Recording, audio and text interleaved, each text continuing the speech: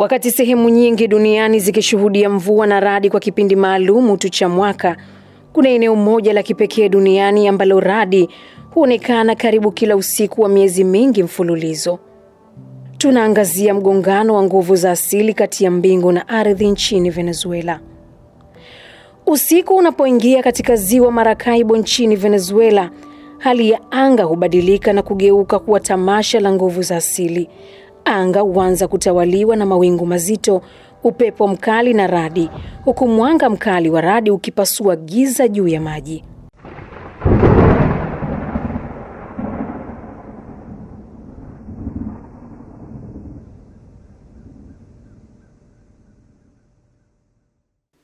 Hiki ndicho kinachojulikana kama radi ya Catatumbo, moja ya matukio ya kipekee zaidi ya hali ya hewa duniani. Kinachofanya tukio hilo kuwa la kushangaza zaidi ni mazingira ya ziwa Maracaibo. Hewa yenye unyevunyevu kutoka eneo la Caribbean hukutana na mikondo ya hewa baridi inayoshuka kutoka milima ya Andes.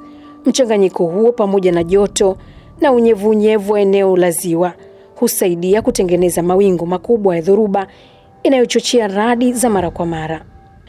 Tofauti na maeneo mengi duniani ambako radi huonekana kwa muda mfupi, hapa radi hizo zinaweza kuendelea kwa saa kadhaa usiku kucha.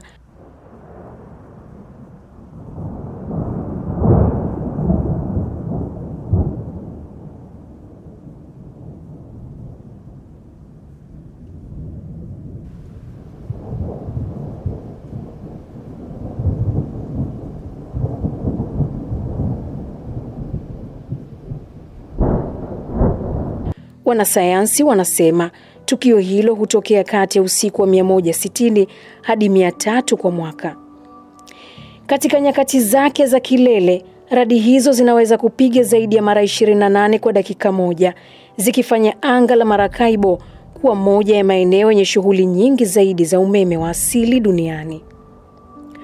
Kwa wakazi wa maeneo yanayozunguka ziwa hilo, wamezoea maonyesho hayo ya kila usiku kiasi kwamba wamekuwa wakiyachukulia kama sehemu ya maisha yao ya kawaida.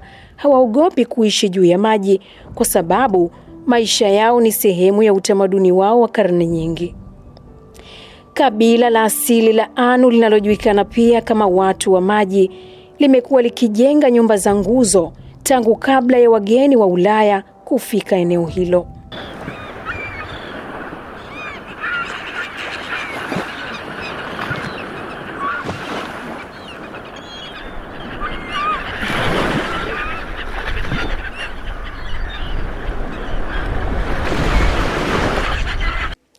Ziwa Maracaibo, Kihispania Lago de Maracaibo, ni eneo kubwa la maji nchini Venezuela karibu na bahari ya Atlantic. Limeunganishwa na bahari ya Caribbean kwa njia ya mfereji wenye upana wa kilomita 5.5. Kupitia mfereji huo, maji ya chumvi huingia ndani yake. Kwa upande mwingine, ziwa linalishwa na mito mingi. Upande wa kaskazini maji yake huwa ya chumvi chumvi, huku upande wa kusini huwa na maji ya baridi.